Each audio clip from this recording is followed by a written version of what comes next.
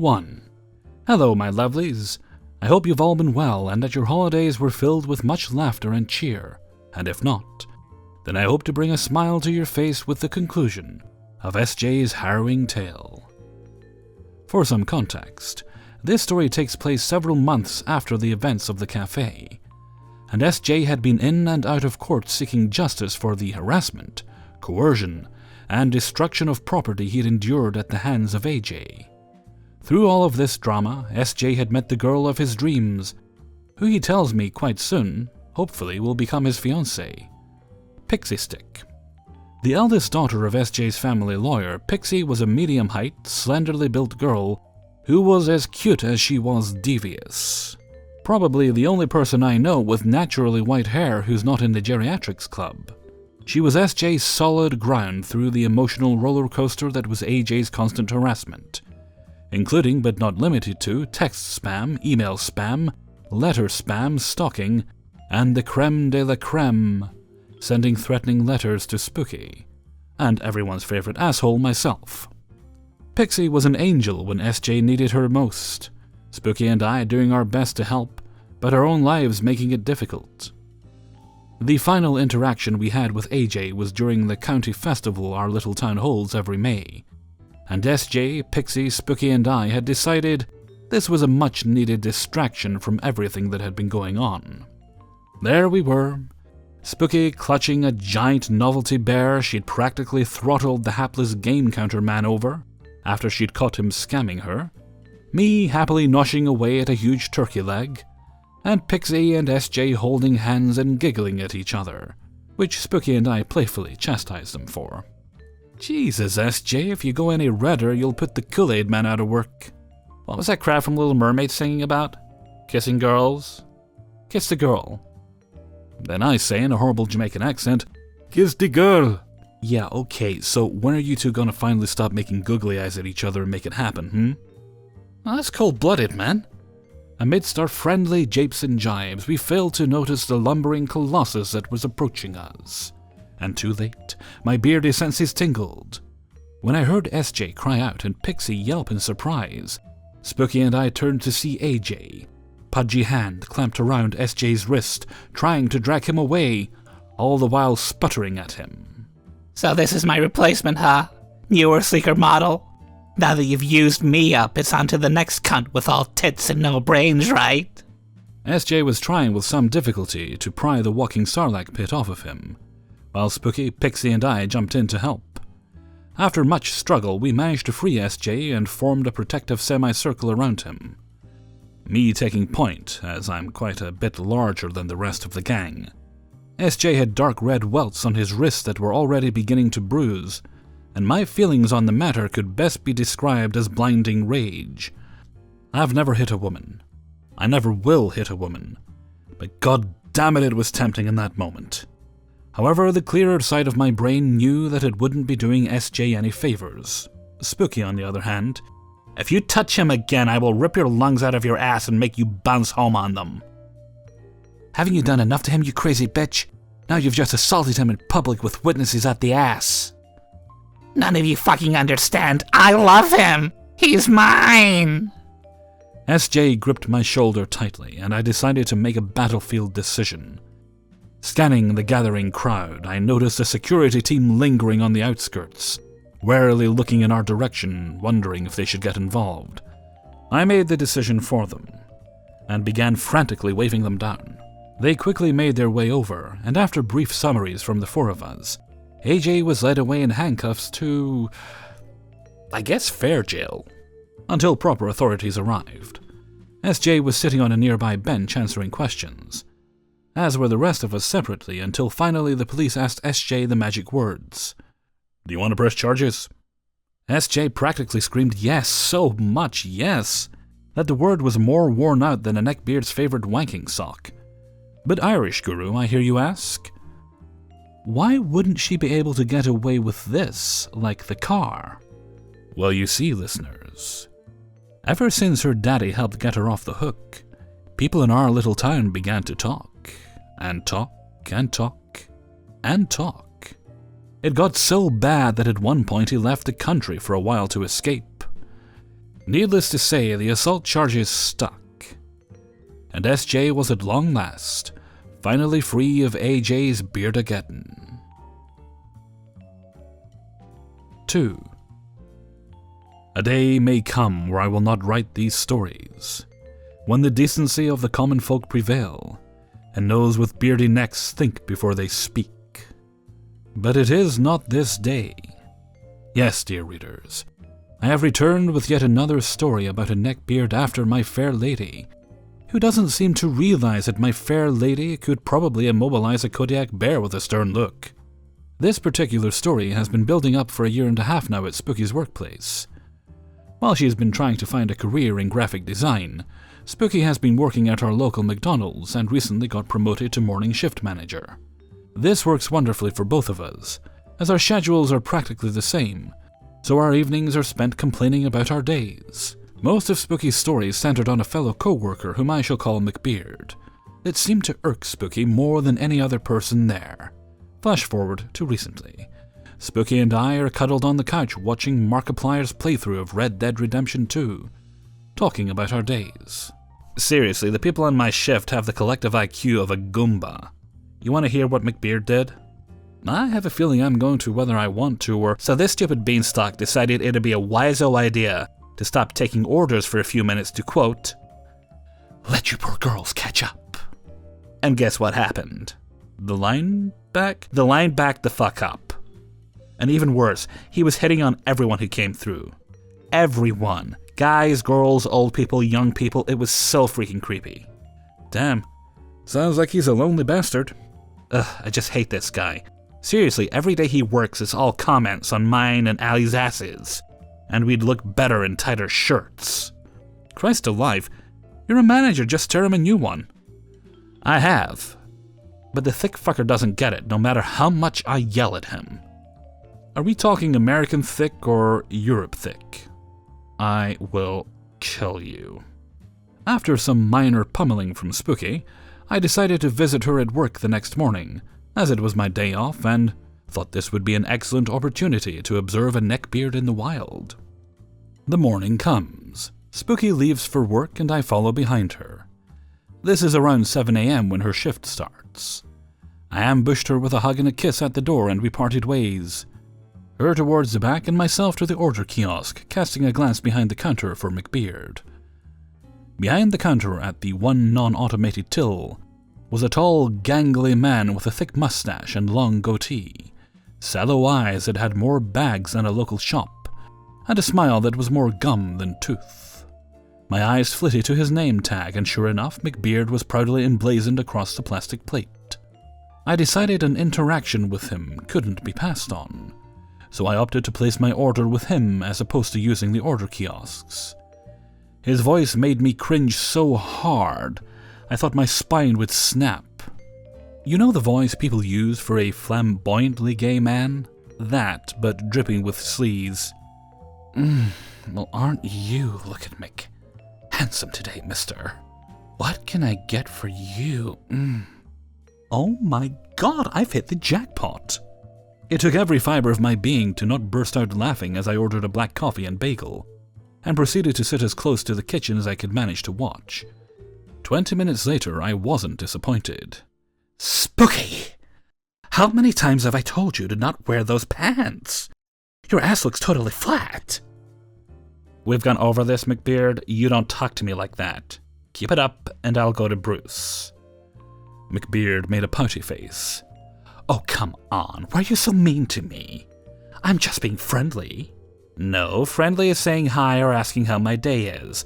What you're doing is fucking harassment, you twat waffle. Another pouty face. Fine. How's your potato fucking boyfriend? He's actually my potato fucking fiancé, and if you call him that again, I'll make you swallow what little teeth you have left. Oh, you're marrying him? Sad face. Yes, he actually said sad face. Yes, I'm marrying him. Wedding still for next October, right, babe? Spooky called over to me from the drive-thru. Me sipping my coffee, glaring at MacBeard. Sure is, love. Shall we invite your lovely co-worker here? No, I'd rather not have my wedding be weasel-infested.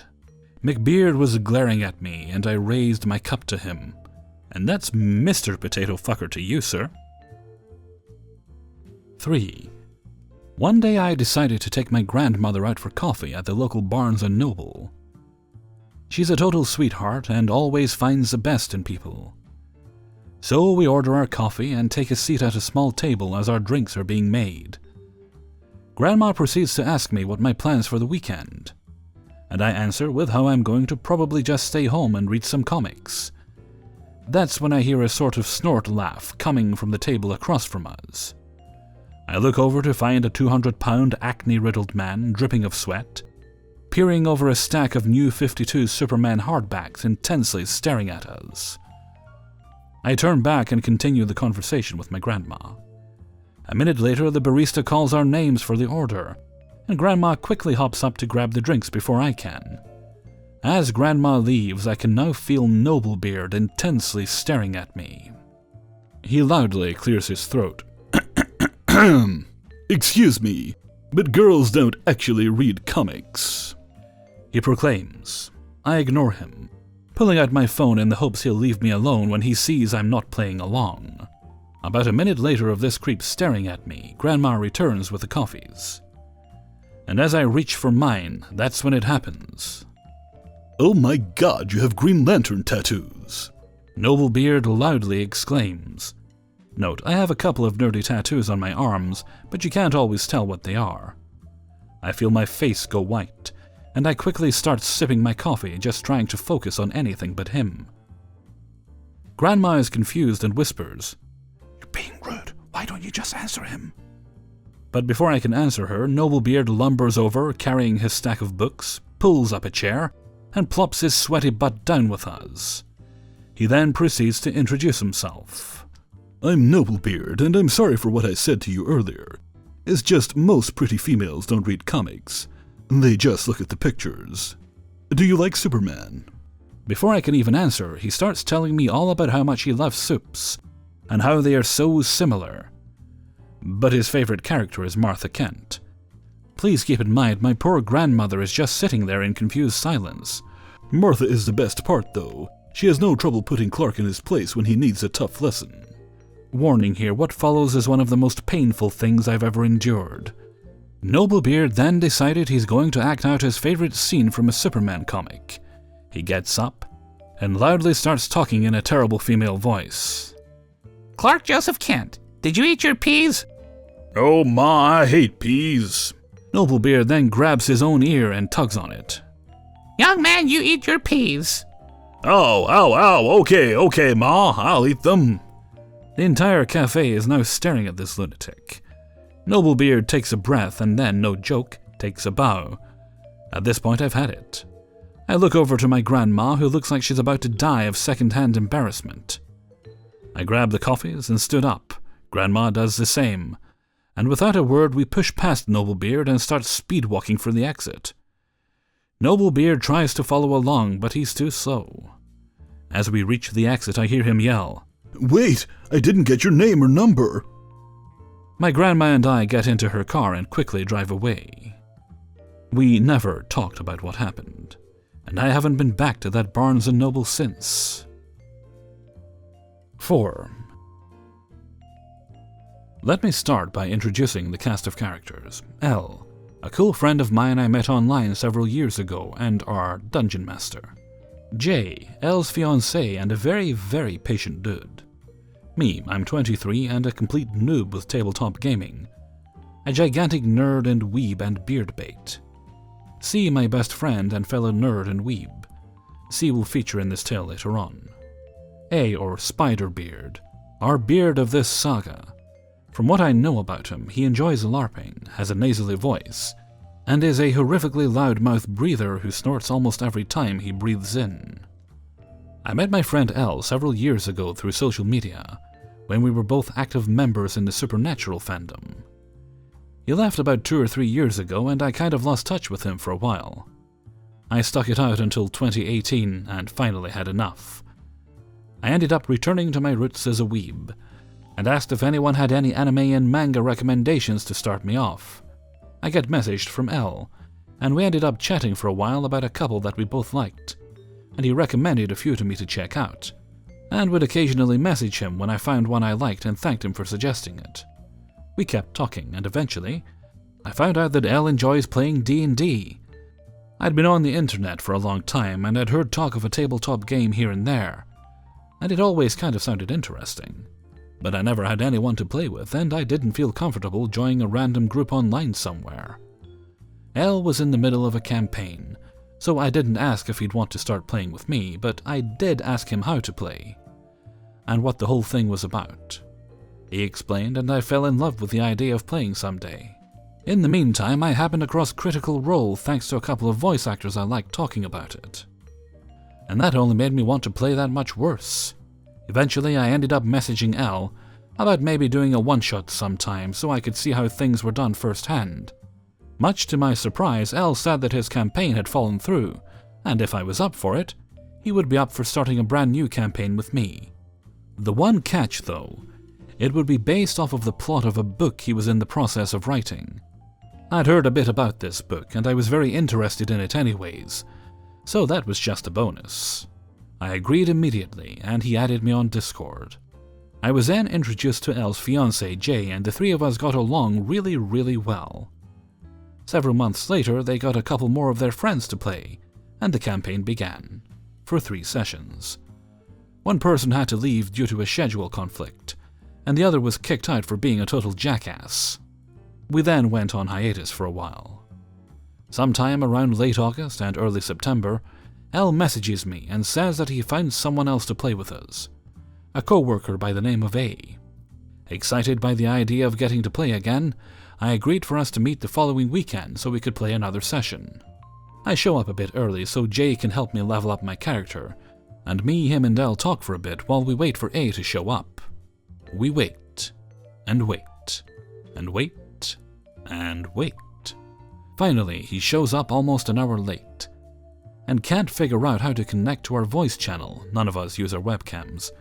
He gets it eventually, Elle introduces us, and I go quiet for a moment, because I don't know what to say.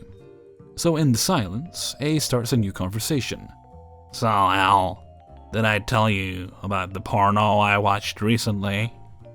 I stop dead and look at my screen, because what did I just hear? Elle goes, "No, you didn't." And A starts going into detail about the porn that he watched.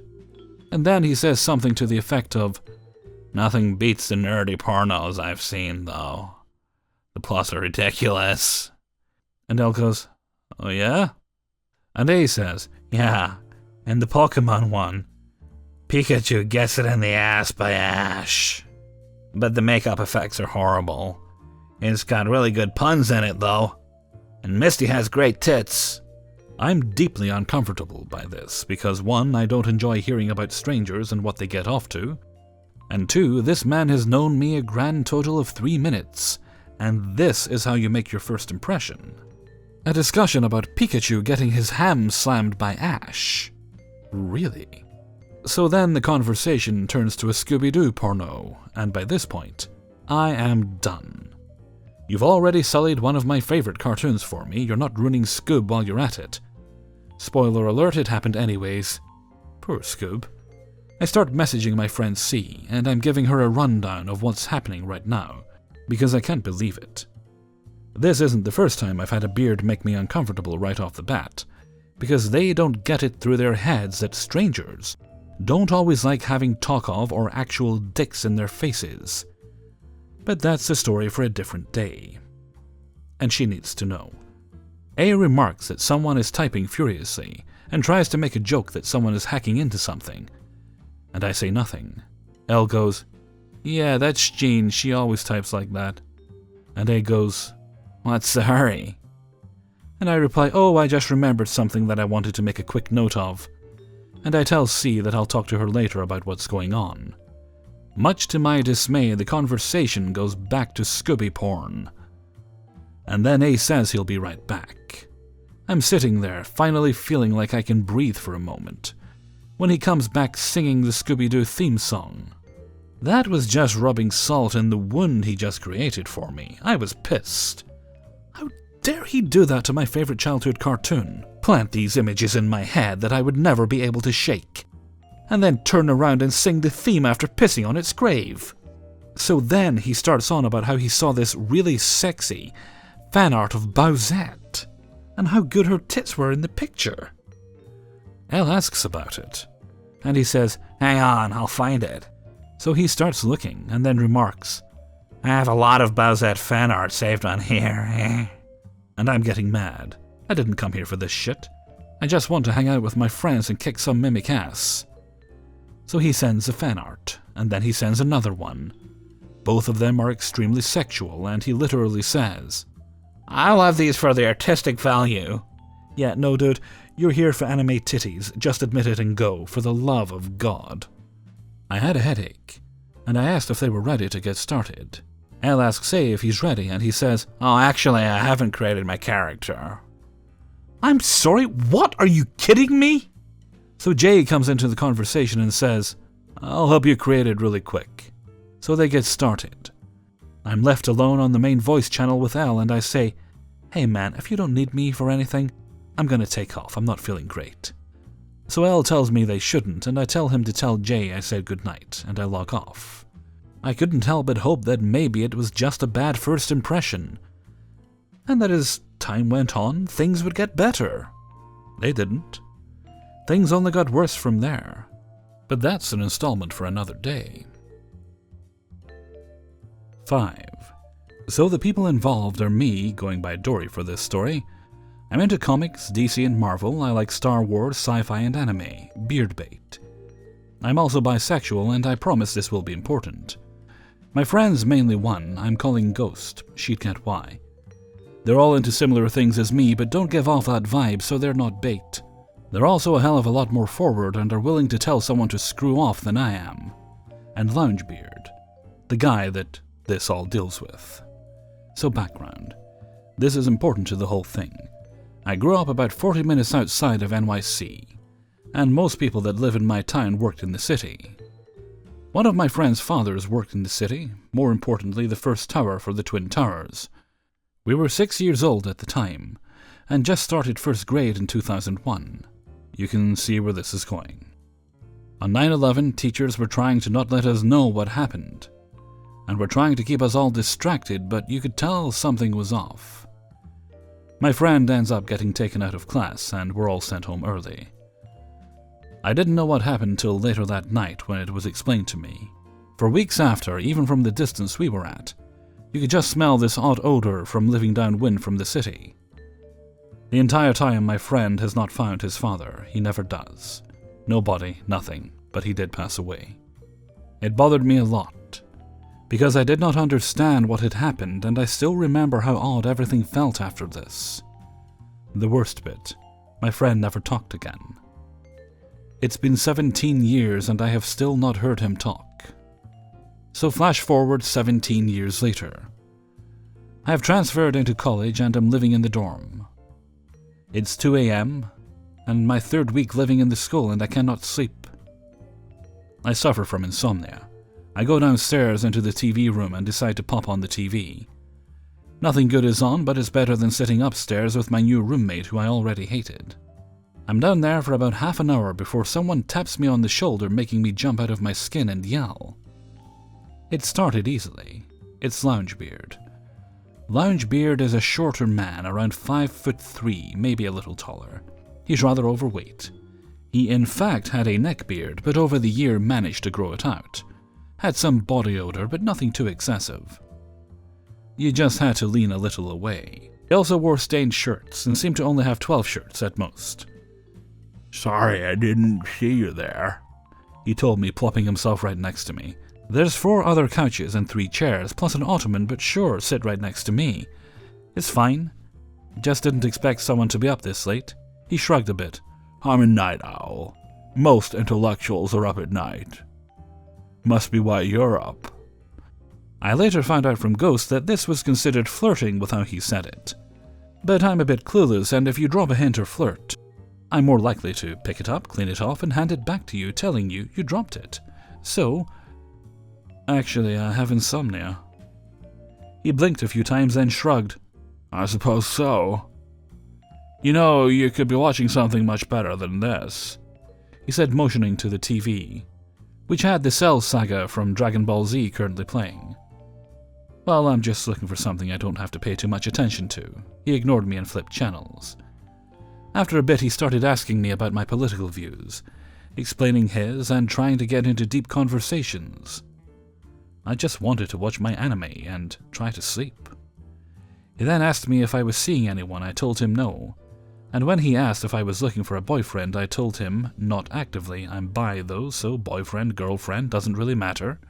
I'm focusing on school. He rolled his eyes a bit. You just haven't found the right man yet. Maybe I could help you with that. And with that, it now being nearly 4:30 in the morning, I told him I should go to bed. Flash forward to a couple of weeks later and we're playing a game called Munchkin. It was me and 4 others playing. We've been playing for about half an hour and it gets to Loungebeard's turn. We let him play only cause even though he was creepy, he did no harm. We wrote off the creepy way he semi-asked me out a few weeks prior to him just being socially awkward. He decided to go after my character. Here's where the story of 9/11 comes into play. Get ready, Dory. I'm about to come down on you harder than that plane that hit the Twin Towers. And I just sat there.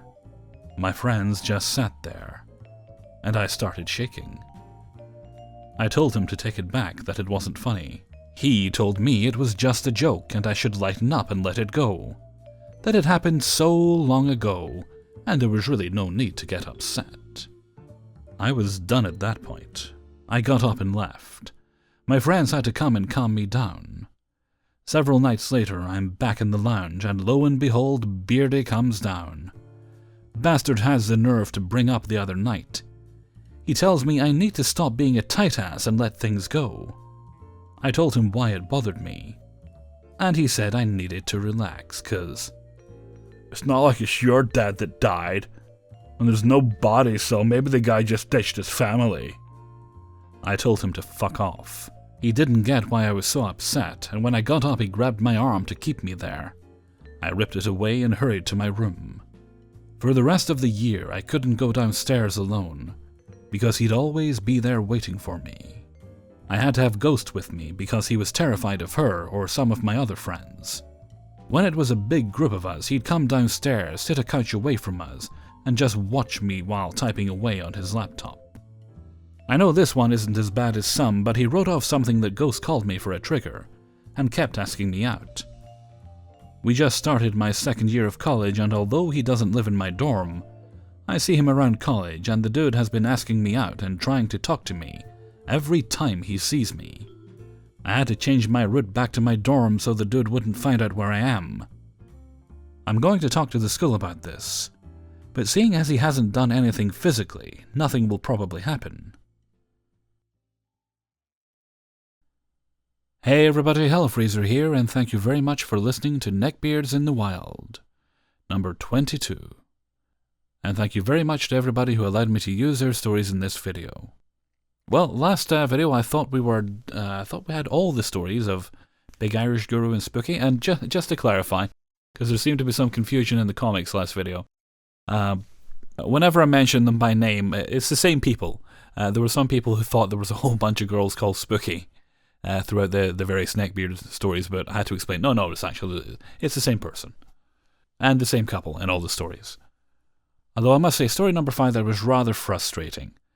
I mean, you want to encourage the person to, well, tell this guy exactly how he makes you feel, exactly what you think when you look at him, because I don't think his ego could handle it, but well, that's all well and good giving that kind of advice, but there's no way to know how someone as willfully emotionally ignorant as that would react. And they could react violently, and, well, then it's a bigger problem. Well, okay, I'm going to head off for now. So until next time, thank you very much for listening, and take very good care of yourselves.